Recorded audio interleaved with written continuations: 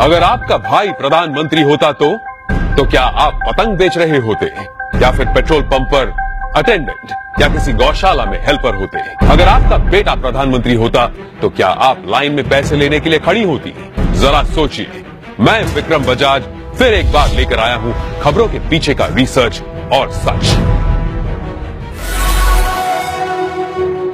इस देश में परिवार में एक बंदा पॉलिटिक्स में जाए तो परिवार में दूर दूर तक सारे के सारे पैसों के ढेर में खिलते हैं।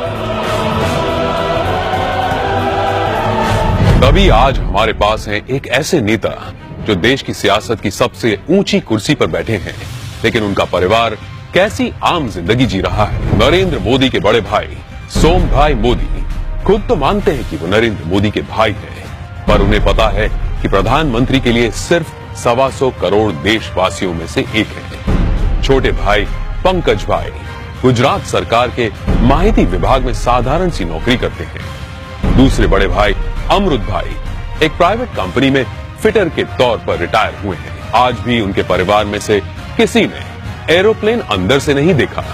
मोदी जी के दूसरे छोटे भाई प्रहलाद मोदी एक फेयर प्राइस शॉप चलाते हैं। उनकी 95 साल की माताजी नोटबंदी के बाद पैसे निकालने के लिए खुद लाइन में खड़ी दिखी थी।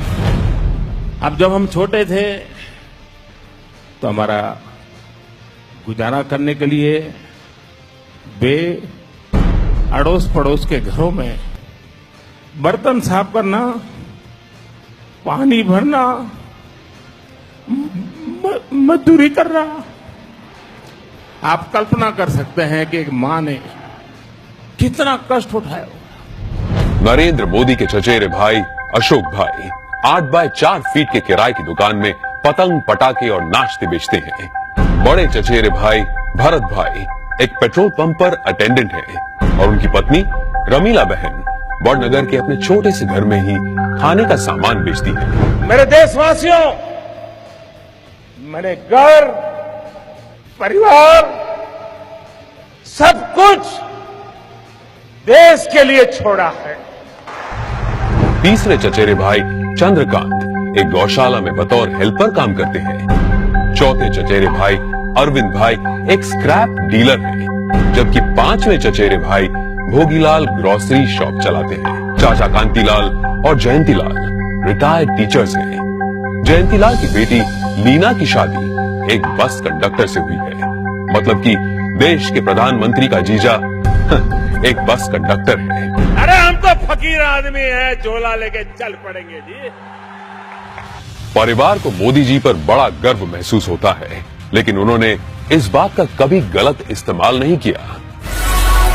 अब जरा सोचिए, दूसरी तरफ है यूपी के मुलायम सिंह यादव और अखिलेश यादव परिवार, जो सत्ता की खींचतान में अपने स्टेट, अपने लोग, अपनी जिम्मेदारियां और अपना होश तक भूल चुके हैं।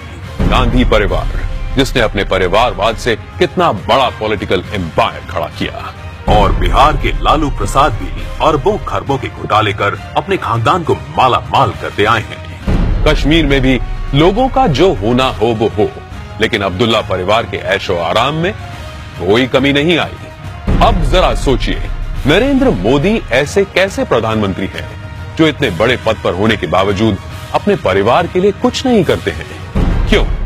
जवाब साफ है, ये 25-50 लोग नहीं बल्कि 125 करोड़ भारतीय ही उनका परिवार है। 125 करोड़ देशवासियों में एक मोदी होगा, उससे ज्यादा कुछ नहीं होगा। अपने आप को पूरी तरह खपा दूं, आहूत कर दूं, तो उससे बड़ा जीवन का आनंद क्या होगा? जरा सोचिए, क्या देश को ऐसा निस्वार्थ प्रधानमंत्री कभी मिला है, या तो कभी मिलेगा? ये जरा सोचिए।